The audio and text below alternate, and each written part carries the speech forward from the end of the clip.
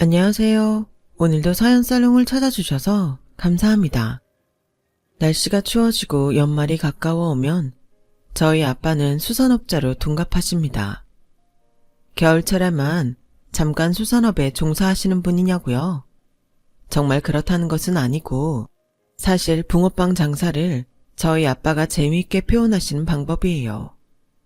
물고기 팔러 가신다면서 우스갯소리로 그런 말씀을 잘하십니다.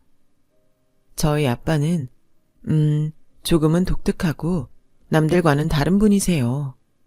타고나시기를 그런 정신적인 면에서 불편한 부분을 타고나셨어요. 간단하게 손님을 상대하고 붕어빵, 아니 물고기 몇 마리를 파시는 것에는 아무런 어려움도 없어요. 하지만 여러 주제로 대화가 넘어간다거나 상대가 유심히 관찰을 한다면 저희 아빠가 평범한 사람과는 결이 다르다는 것이 금세 티가 나죠. 이런 저희 아빠의 겨울철 단발성 수산업에 손길을 거두는 존재가 있는데 바로 저희 엄마입니다. 매일 도우시는 건 아니고 식당 일을 안 나가시는 요일에만 내키는 대로 물고기 판매 현장에 나타나시는 거죠. 식당은 나름 그 지역에서 꽤나 유명 맛집으로 통하는 곳이고요. 저희 엄마는 그곳에서 바쁜 점심시간에만 짧게 3시간씩을 일하고 계세요. 엄마, 저녁은 드셨나 궁금해서 전화해 봤어요. 일은 안 힘들고? 저번에 무리를 좀 하셨다는 것 같아서 계속 신경이 쓰이네. 그거 돈도 얼마 안 됐는데 어느 때고 그만두셔도 되니까 너무 그 일 붙잡고 있지 마셔요. 알았죠? 너는 요즘에 전화만 했다 하면 아주 그 얘기야? 예전이었다면 돈 때문에 다닌다 그랬겠지만 지금은 아니잖아. 가만히 있으면 적적하고 머리도 몸도 굳는 것 같아서 매일같이 어디에 일을 나갈 수 있다는 자체가 나한테는 즐거운 일인걸. 아, 못 살아 정말. 엄마고 아빠고 왜 나이 드시고 나서 일에 재미가 들리셨는지 몰라. 아무튼 두 분 다 건강에 신경 쓰면서 지내세요. 건강이 제일이니까. 제가 걱정이 돼서 식당 일을 계속하시는 걸 만류해봤지만 소용이 없었습니다. 당신의 힘으로 생활비를 벌어서 지내시는 걸 소중한 일상이라 여기고 계신 분이죠. 저희 엄마의 연세가 굉장히 많은 것도 아니건만 제가 호들갑을 떠는 것은 괜한 게 아니에요. 왜냐하면 저희 엄마는 다리가 좀 불편하시거든요. 예전에 교통사고를 당한 후유증으로 왼쪽 다리가 좋지 않습니다. 그래서 오래 서 있거나 뜀박질을 하는 건 못하시죠. 이걸 두고 저희 엄마는 얼마나 너스레를 천연덕스럽게 떠시는지 몰라요. 그래도 운전하는 데는 지장 없으니 얼마나 감사한 일이니? 내가 왼쪽이 멀쩡했으면 나는 양발 운전을 해서 사고를 내도 냈을 사람이야. 듣는 사람으로 하여금 피식 웃게 만드시는 저희 엄마. 원래 처음부터 이러신 분은 아니었습니다. 저희 아빠도 건물 미화 일을 하면서 겨울마다 수산업자로 둔갑하시고 간간히 지인분들과 기계 고치는 현장에 함께 나가시는 등 지금처럼 부지런한 사람이 원래는 아니었어요. 저는 태어났을 때 제 위로 오빠가 한 명 있었습니다. 오빠가 아기였을 때는 몰랐대요. 하지만 점차 평균 발달과 거리가 먼 모습에 저희 엄마가 이상함을 감지하셨었다고 합니다. 여기서 아주 서글픈 점은 바로 그렇기에 저란 존재가 이 세상에 태어났다는 사실이에요. 집안 형편이 매우 가난했었기 때문에 부모님께서는 아이 하나만 낳자고 본래 계획을 하셨었다가 오빠의 상태를 보니까 점차 심각해지셨던 겁니다. 우리끼리 이 아이를 키울 수 있을까? 하루가 다르게 커가고 하루가 다르게 감당하기 힘들어지는데 성장하는 내 자식을 보면서 내 자식의 1년 후가 걱정되고 두렵다는 이 사실이 너무 견딜 수가 없어. 우리끼리 이 아이를 오롯이 감당할 수 있을 거라고 생각하지는 않아. 이해하지? 그래, 나는 우리 마누라 말이면 다 이해하고 다 따를 거야. 오빠를 보면서 속상함에 눈물 짓던 엄마를 옆에서 아빠는 무작정 위로해 주셨었다고 합니다. 정신적으로 약간 부족함을 타고나셨던 분이 저희 아빠였지만 이상하리만치 처음부터 저희 엄마에게는 우호적이었으며 맹목적으로 잘 따르셨대요. 이걸 두고 저희 엄마는 마치 세상에 나온 새끼오리가 처음 본 존재를 자기 엄마라고 인식한 뒤에 무작정 따르는 현상처럼 보이셨다고 하더라고요. 그래서 두 분이 결혼까지 하셨었나 봐요. 아무튼 그렇게 오빠의 문제로 고심하던 엄마는 둘째를 갖는 게 최선이란 생각에 이르셨고 아빠는 무작정 따르셨대요. 그 결과로 태어난 생명이 바로 저입니다.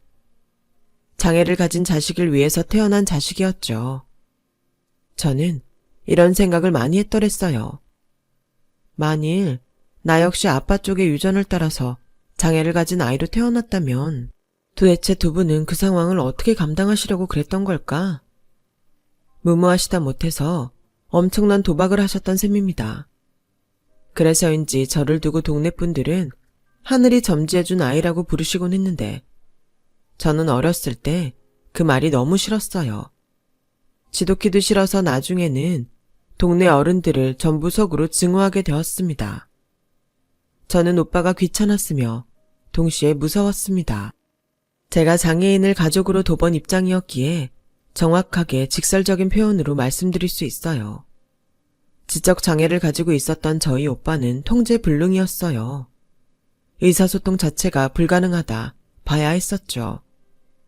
교육이 되질 않았고 그렇다 보니 발전이라는 게 없었습니다. 학습도 되지 않았고요. 차라리 벽에다 대고 말하는 것이 마음 편했을 것 같아요. 온 가족이 오빠한테 매달려 있었고 다들 무기력해져 갔으며 점차 미쳐가는 기분이었습니다. 이성 따위는 없고 오로지 본능에만 충실했던 오빠는 몸이 커갈수록 저희 가족을 시도 때도 없이 곤란에 빠지게 만들었더랬죠. 저는 그래서인지 웃는 법을 모르는 아이였습니다. 웃을 일이 있어야 웃죠. 집은 감옥과도 같았어요. 천지분간도 못하는 꼴배기 싫은 아빠, 무능력한데 자식 사랑은 넘치는 엄마, 감당하기에 너무 벅찼던 오빠. 가족들은 저에게 애정의 대상이 아니었습니다. 그리고 저는 군말 없이 모든 집안일을 해내는 막내여야만 했어요.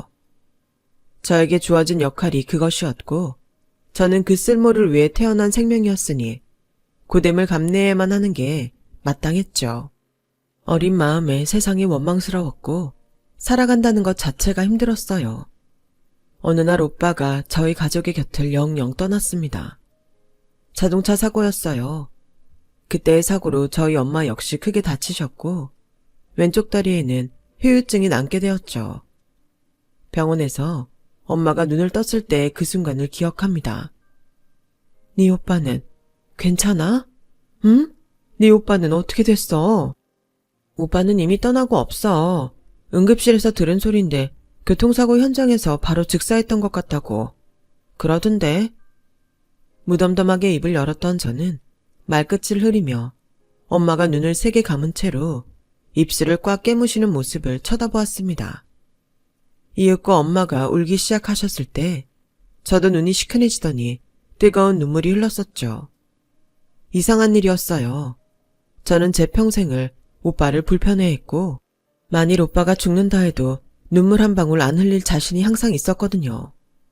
그런데 눈물이 펑펑 나오더라고요. 비단 슬퍼서만은 아니었고 굉장히 복합적인 감정이었습니다. 오빠가 허망하게 세상을 떠난 이후로 저희 가족의 풍경은 많이 달라졌어요. 좋은 쪽으로였냐고 하면 모르겠습니다. 상태가 좀 많이 이상했었거든요. 눈치 없이 떠드는 게 주특기였던 아빠는 입을 다물고 멍하게 허공을 응시하고 있는 경우가 많아졌고요. 엄마는 목적지 하나 없이 풍랑 위를 표류하고 있는 조각배처럼 위태로워 보였습니다. 가족을 힘들게 만든 오빠가 사라지면 저희 집이 행복해질 것이라고 믿어왔던 저에게는 큰 충격이었죠. 그때부터 저는 저만의 미래를 그리기 시작했어요. 제 의지가 있는 한 저의 앞길을 가로막는 것은 없다고 여겼죠. 아무런 기반도 없는 가난한 집안, 지적 장애가 있는 부친과 지체 장애가 있는 모친의 자식인 제가 성공하려면 딱 한 가지 방법밖에 없더라고요. 바로 공부였죠. 고등학교 1학년이었던 저는 줄임배를 움켜쥐어가며 공부를 했어요. 반드시 좋은 대학에 가서 새로운 인생을 개척하리란 다짐이었어요. 친가도 외가도 전부 저희 부모님 댁에서 못 살게 된 것이 아니라 애초부터 가진 것 하나 없는 집안들이었습니다. 오늘 벌어서 오늘을 살고 내일은 대비하지 않는 사람들이었습니다. 저는 제가 그런 굴레를 끊어버리고 싶었어요. 그래서 미친 사람처럼 공부에 매달렸고 자력으로 대학에 들어갔습니다. 저희 부모님은 제가 들어간 대학이 어느 수준인지 당신들의 딸이 얼마나 대단한 일을 해낸 건지 알지 못하셨어요. 아는 만큼 보인다잖아요. 딱 그 꼴이었죠. 저는 명문대에 재학하는 동안 부모님과 점차 멀어져 갔습니다. 나라에서 나오는 지원금, 꼴랑 그거 몇 푼 가지고 안주하면서 굶어 죽지는 않으니까 라는 생각으로 안일하게 하루하루 시간을 보내는 것 같은 부모님들을 신경 쓰고 싶지 않더군요. 그때는 정말 그랬습니다.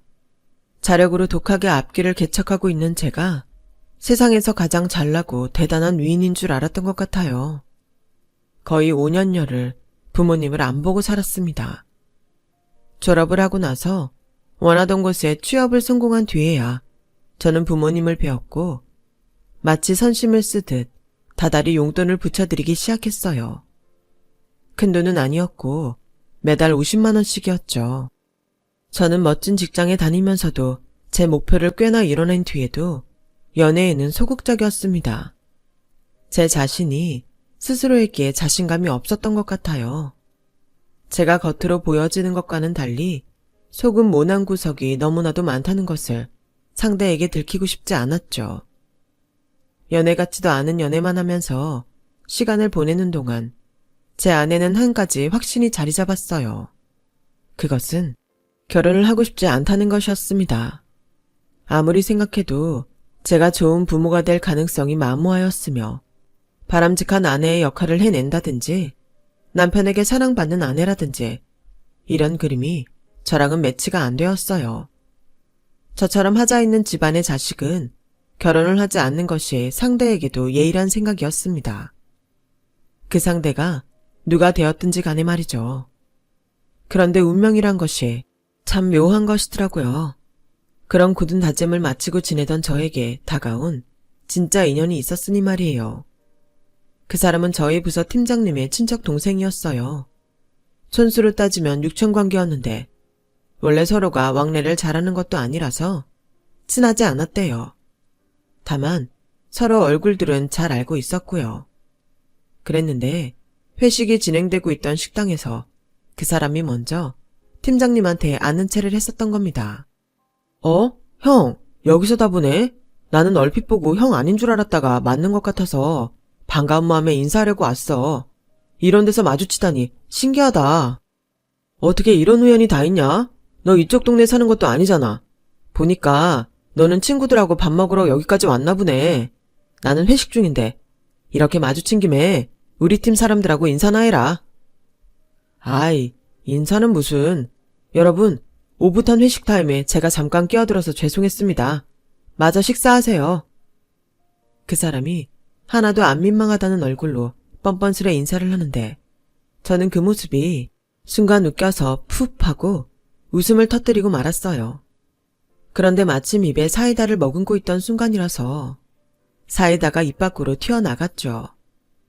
테이블 위에는 정적이 흐르고 그 사람이 저를 빤히 쳐다보고 있는 시선이 느껴졌습니다.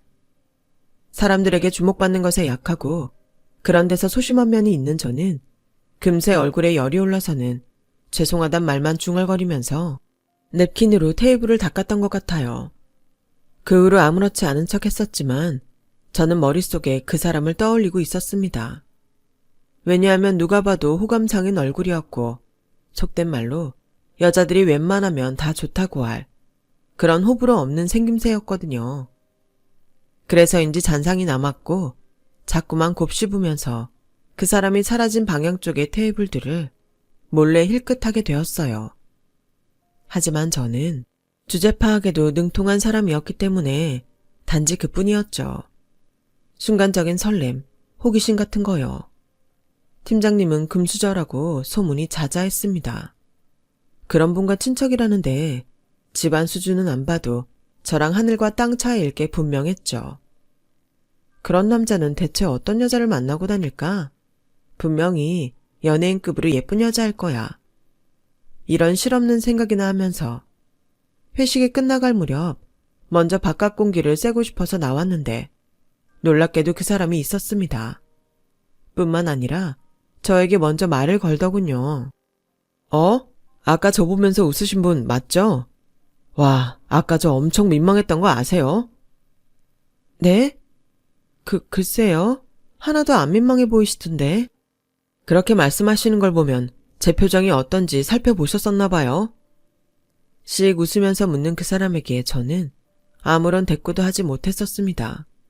능글맞은 걸 보니까 자기가 잘난 걸 스스로 아는 사람이겠구나 하는 생각만 들었죠. 그냥 꾸벅 인사하고 먼저 돌아섰어요. 그걸로 끝인 줄 알았습니다. 며칠 뒤에 팀장님의 부탁을 듣기 전까지는 말이에요. 그때 회식 자리에서 봤던 내 친척 동생 기억나죠? 걔가 서주임 번호를 자꾸만 물어봐서 일단 나도 모르게 서주임이 남자친구가 없다고 정보를 주기는 했는데 뭐라고요? 그래서 혹시 제 번호를 그분한테 주신 건 아니겠죠? 그게 내가 정말 미안해 서주임. 황당하게 들리겠지만 우리 집안에는 서열이라는 게 있어요. 그쪽이 더 위라서 내가 당최 거절을 하기가 쉽지 않았어. 너무 갑작스러웠고 이것이 바로 직장 상사의 갑질인가 하는 별별 생각을 다 했었습니다. 앞으로 어떻게 대처해야 하나 고민할 시간도 없이 금세 그 사람한테서 연락이 왔어요. 거두절미하고 저랑 따로 만나보고 싶단 얘기더군요. 다 가진 남자의 독특한 호기심이라든지 일탈이라든지 그런 종류의 것일 거라고 확신했어요. 연애하고 결혼할 것도 아닌데 한 번쯤 만나보는 것도 나쁘지 않겠다는 생각도 역시 들었죠. 제 가족사를 바로 털어놓았는데 지금 생각해보면 살아오면서 받았던 상처의 영향으로 그런 돌발 행동을 하지 않았나 싶네요. 아빠는 정신적으로 장애가 있으시고 엄마는 신체적으로 장애가 있으세요. 네, 알겠어요. 그러시군요. 그런데 어라? 그 사람은 무척 태연했습니다. 표정이 아무렇지도 않았어요. 예의상이나마 저한테 힘드셨겠다 이런 말 한마디를 안 해줬습니다. 저는 저희 가족 이야기를 듣고도 이렇게 반응 없는 사람을 처음 봐요. 제가 어떤 특별한 반응을 해드렸어야 했나요? 그럼 실례했나요? 어떤 걸 원하시는지 말씀해 주시면 제가 적극적으로 반영을 해보겠습니다. 엎드려 절받기도 아니고 절대 그러고 싶지는 않았네요. 그런데 이상하게 제 마음이 편안했어요. 저는 낯선 사람들에게서 동정을 받는 건 사실은 질색인 사람이었거든요. 평생에 걸쳐서 그런 취급을 많이 받아왔었기 때문에 신물이 나다 못해 자포자기였습니다. 그런 저에게 그 사람은 새로운 경험을 선사해 주었어요. 솔직히 말해서 그 사람에게 바로 끌렸습니다. 하지만 그 사람의 외제차를 보니까 주눅이 들었죠. 저 따위는 꿈도 못 꿨을 외국 명문대학 출신인데다 제가 망상에서나마 노려봤던 엄청난 기업에 다니고 있는 사람이었어요. 그 사람의 손목에서 척 봐도 명품인 게 분명한 시계를 발견하고선 절대 연애 대상으로도 넘보지 않겠다는 결심을 했습니다. 그때까지도 제가 생각하기로는 신은 없었고 저에게는 걸핏하면 시련이 준비되어 있었기 때문에 만일 그 사람과 어떤 관계로 발전하게 되든 그 결말은 엄청난 상처로 남게 될 것이 분명하였어요. 다시 한번 주제 파악을 마쳤건만 그 사람은 자꾸만 저에게 다가왔습니다. 정신을 차려보니 어느새 저는 그 사람과 말을 편하게 놓고 있었고 서울을 벗어난 곳까지 놀러가는 사이가 되어 있었어요. 얼떨결에 사귀는 관계로 발전해 있었고 저는 그 사람이 점점 더 좋아졌습니다. 하지만 그 이상을 바라진 않으려고 했어요. 저의 초기 예상보다 그 사람은 더 엄청난 집안의 아들이었거든요. 그 사람의 부모님이라도 만나게 된다면 저는 죽은 목숨이라고 생각했었습니다. 그런데 이게 무슨 일인가요? 우리 아들하고 서로 잘 맞는다면야 너무 좋죠. 무조건 찬성이야, 찬성. 싸대기라도 한 대 맞을 줄 알았는데 그 사람의 어머님은 너무나도 따뜻하면서도 호쾌한 분이셨습니다. 게다가 나중에 뵌 아버님마저도 무척 다정하셨죠. 저는 그 집안에 비해 보잘것없고 하찮은 조건의 여자였는데 그럼에도 그 사람은 저의 손을 놓지 않았고 연애 기간이 쌓여갔을 때 저에게 청혼을 해주었습니다. 기쁨 뒤로 고민이 되었던 저는 부모님께 찾아갔어요.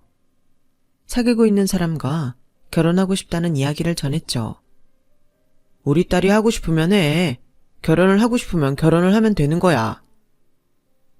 휴, 그렇게나 부유한 집안이라니. 너무 기운 결혼을 해서 내가 눈칫밥 먹어가며 살까봐 그게 걱정이구나. 일단 우리가 모은 돈이라도 다 보태줄 테니까 요긴하게 쓰고. 저희 아빠는 무작정 하라고 외치셨지만 엄마의 얼굴에는 수심이 깊어 보였습니다. 저는 엄마의 말을 듣고 문득 이상한 점을 느꼈다가 이윽고 저에게 내밀어진 통장을 보고서는 울음을 삼켜야만 했습니다. 엄마, 이게 뭐야? 이 돈 뭐냐고. 내가 여태까지 보내드렸던 용돈. 설마 지금까지 안 쓰고 이렇게 모아두기만 했던 거예요? 왜? 왜 그랬어? 내가 우리 엄마 아빠 조금이라도 편하게 살라고, 좋게 살라고 보내줬던 건데 왜 똑같이 아등바등 살면서 이 돈을 못 쓰고 그렇게 또 궁상맞게 살았던 거냐고. 제가 다달이 보내드렸던 50만 원, 그리고 생신 같은 때에 따로 드렸던 돈, 그런 것들이 전부 고스란히 통장에 남아 있었습니다. 제가 드렸던 용돈이라면 부모님의 생활이 좀 나아질 줄 알았건만 두 분의 행색이 남루해서 의아했는데 이런 비밀이 있었던 거예요. 저는 울컥함을 화내는 것으로밖에 풀지 못했습니다. 바보같이 살아온 부모님이 또 이렇게 계속 바보같이 돈도 제대로 못 쓰고 지내는 게 너무나도 속상했어요. 그리고 지긋지긋하기도 했었죠. 그런 저를 바라보던 아빠가 그 순간만큼은 너무나도 멀쩡한 표정과 말투로 저에게 이런 말씀을 하시더군요. 우리 딸이 고생해서 번 돈이야. 그런 걸 어떻게 써? 마음 아파서 못 써. 참고 눌러왔던 눈물이 그때 터져 나오더군요. 부모님께 너무나도 불효자식이었다는 생각만 들었고 제가 두 분을 외면해왔던 기간 동안에도 두 분에게는 저는 단 하나뿐인 소중한 자식이고 세상의 전부였을 거라는 생각을 하니까 정말 미치겠더라고요. 돈을 안 쓰시는 게 제 마음을 아프게 하는 거라고 그날 그 자리에서 몇 번이고 부모님께 말씀을 드리면서 새로이 다짐했어요. 어쩌다 보니 부잣집에 시집가는 형국이 되었지만 제 능력으로 여기까지 온 만큼 자력으로 부모님을 부양해 내겠다고 말이죠. 그 이후로 저는 부모님과 자주 통화를 하게 되었고 제 착각인지는 모르겠으나 그때부터 점차 두 분이 밝아지셨어요. 제가 보낸드린 돈을 쓰면서 활동 반경이 넓어지셨고 사회활동에 대한 욕구도 기르셨죠. 저는 그 사람과 결혼해서 부부가 되었고 최선을 다해 결혼 생활에 임했습니다. 하지만 솔직히 말해서 시댁이 너무 어려웠어요. 제가 무슨 잘못을 했기 때문도 아니었고 시댁 식구들이 저한테 나쁘게 구는 것도 아니었습니다. 그냥 저는 조심스러웠어요. 저 같은 오점이 시댁 집안에 찍혀서 어떤 피해를 끼치게 되면 어쩌나 싶어서 매사에 전전긍긍을 해댔습니다. 강박이 생겨서 한치의 흐트러짐도 없는 모습을 보이려고 신경을 쓰면서 지냈고요. 특히나 시댁이 가까웠기 때문에 저는 더욱 긴장 상태를 유지하면서 지냈습니다. 시부모님은 그나마 저희 남편의 부모님이니까 심적으로 좀 가깝기라도 했는데 다른 시댁 친척분들은 정말 가끔은 상대하고 있자면 등에서 식은땀이 흘러나왔습니다. 그 정도로 긴장이 되고 어려웠어요. 저랑은 다른 세계 사람들이었으니까요. 제 피해 의식인지도 모르겠으나 저를 보는 그 시선들이 마치 동물원에 우리 안에 갇힌 신기한 동물을 보는 것만 같아서 숨이 막혀왔습니다. 늘 조심스레 살고 있던 어느 날 시댁에 중요한 제사가 다가왔어요. 시댁은 명절을 제외하면 1년에 딱 2번 제사를 드리는데 굉장히 집안에서 중요한 행사였습니다. 저는 아침 새벽부터 제사가 열리는 큰 댁에 가서 음식을 했죠. 누가 그렇게 일찍 오라고 시킨 것은 아니었지만 제가 그렇게 했던 거예요. 전을 다 부치고 나서 맞춤 떡을 그릇에 옮기는 도중에 시어머니와 이런저런 대화를 나누게 되었습니다. 유명 연예인들이 결혼식 같은 때에 주문을 넣는 유명한 떡집의 떡이라는 소리를 듣고 제가 놀랐는데요. 와, 태어나서 이렇게 고급 떡은 제가 처음 먹어보게 된 거네요. 그래? 안 그래도 저번에 보니까 떡을 유독 잘 먹는 것 같은데 어렸을 때부터 떡을 좋아했어? 저희 친정 부모님 닮아서 제가 빵보다 떡을 좋아하나 봐요.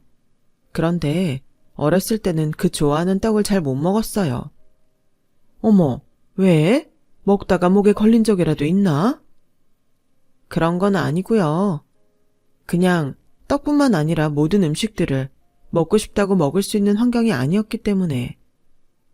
주절주절 떠들던 저는 아차 싶었습니다. 저희 집안의 과거, 집안 이야기를 스스로 꺼낸 셈이 되었기 때문에 쥐구멍이라도 있으면 숨고 싶을 정도였어요.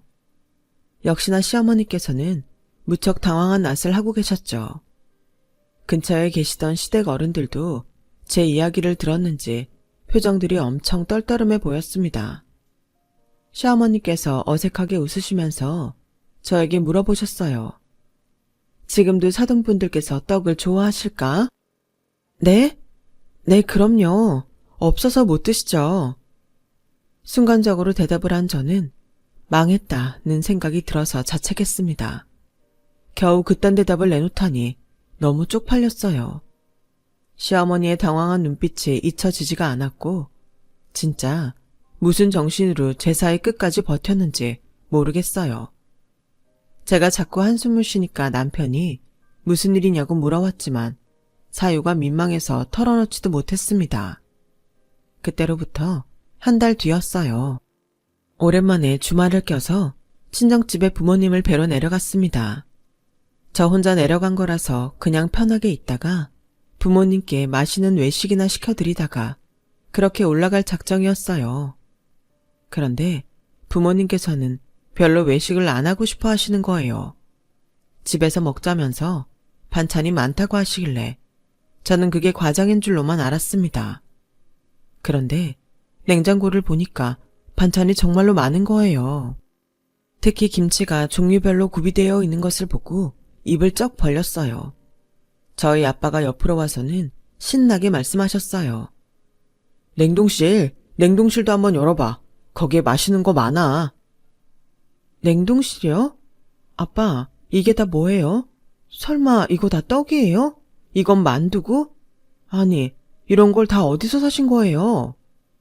척 봐도 허접한 게 아니라 비싸 보이는 것들이었습니다. 제가 너무 놀라서 멍해져 있는데 그때 엄마가 이렇게 외치시는 겁니다. 그거 다 안사돈께서 보내주셨는데 너 몰랐어? 나는 당연히 내가 알고 있는 줄로 생각해서 따로 말을 안 한 건데. 제가 금시초문이라며 고개를 가로젓자 당황한 엄마가 절뚝거리며 빠른 걸음으로 안방에 가시더니 왼 쪽지를 들고 나오셨어요. 줄줄이 도착한 택배에 동봉되어 있던 것이라고 하였습니다. 그 종이에 적힌 글을 쓴 사람이 시어머니라는 것을 즉시 알아차릴 수 있었고 짧은 글귀를 눈에 담으며 저는 눈가가 뜨거워지는 것을 느꼈어요. 올해 직접 캔 쑥을 듬뿍 넣고 만든 쑥떡이에요. 드시고 나서 속이 더부룩하지 않고 편하실 거예요. 입맛에 맞으시거든 저에게 전화 주시겠어요? 더 맛있는 떡도 선보여드리고 싶네요. 부족한 솜씨나마 발휘해서 김치를 해봤는데 입맛에 맞으실지 모르겠어요. 배추, 무, 고춧가루 들어간 재료는 전부 제가 아는 분이 직접 농사를 지으신 걸로 한 거예요. 반찬들도 제가 열심히 해본다고 해봤는데 맛이 어떨는지는 모르겠습니다. 제가 저 이 정도로 하는 사람이라고 자랑하고 싶은 마음에 이것저것 보내드리네요.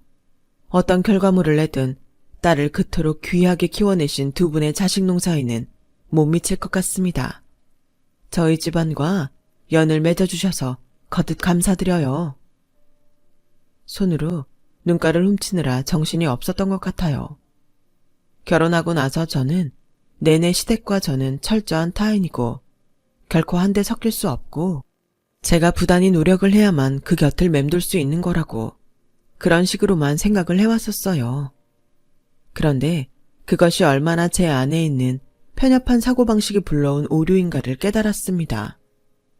아주 어린 시절부터 각인되어 있었던 삐뚤어진 냉소적으로 세상을 바라보는 시각이 제 깊은 곳에 자리하고 있었던 것이죠. 시어머니께서 보내주신 맛있는 음식들을 먹으며 저는 드디어 오랜 세월 봉인해두었던 어려운 이야기를 부모님께 털어놓았습니다.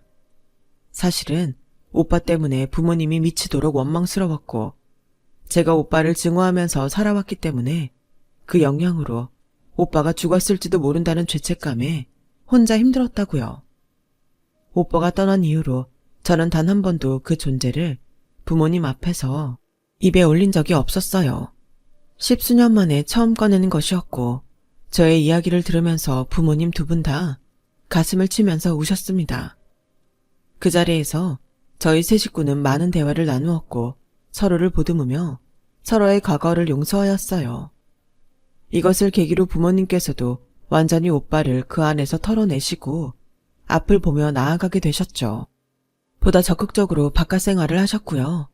소중한 계기를 만들어주신 시어머니께 저는 진심을 다해 감사 인사를 드렸습니다. 뭐라고 말씀을 드려야 할지 모를 만큼 정말로 감사드려요, 어머님. 앞으로 제가 더 잘하겠습니다. 지금보다 어떻게 더 잘하려고? 그럴 것 없어. 나는 네가 앞으로 어깨에 힘 빼고 편안한 표정을 지으면서 산다면 그것으로 만족할 것 같아. 그렇게 말씀하시는 음성만큼 편안한 소리를 들어본 적이 없었습니다. 그때 먹어본 떡, 만두, 김치, 마른 반찬들처럼 맛있는 것을 그 이후로도 저는 찾지 못했어요. 그러니 시어머니께서 그때 저희 부모님께 보내주셨던 것은 기적이었을지도 모르겠습니다. 그 이후로 저는 시부모님을 그리고 다른 시댁 식구들을 전부 마음으로 아끼게 되었어요. 제가 먼저 마음을 열고 다가가니까 그분들도 저를 진심으로 받아주시는 걸 보며 큰 깨달음도 얻었습니다. 기적의 음식을 먹고 진정으로 변화한 건 제가 아니라 저희 부모님이셨죠. 아빠는 대체 일을 몇 가지나 하시는지 모르겠어요. 그런데 너무 즐거우시대요. 겨울이면 지인분의 도움으로 시작한 붕어빵, 아니 물고기 장사를 하시는 것도 너무 행복하시대요. 그러고 보니까요. 저희 오빠가 붕어빵을 보면 물고기라고 했었네요. 그래서 아빠가 그리 표현하시는 걸까요? 아빠 못지않게 엄마도 정말 공사다망하세요. 친구분들도 여럿이라 제가 가끔은 질투가 날 정도예요. 어쩌면 사실은 제가 저에게 있어선 완벽한 가정에서 태어났기 때문에 이런 현재를 맞이할 수 있었던 건 아닌가 싶습니다. 저의 이야기를 들어주신 분들의 하루하루가 행복하기를, 그리고 빛나는 미래를 꿈꾸는 인생 되시기를 바랄게요. 여러분, 사연 댓글에 응원과 현명한 조언 부탁드려요. 좋아요와 구독은 저에게 큰 힘이 됩니다. 오늘도 좋은 일 가득하세요.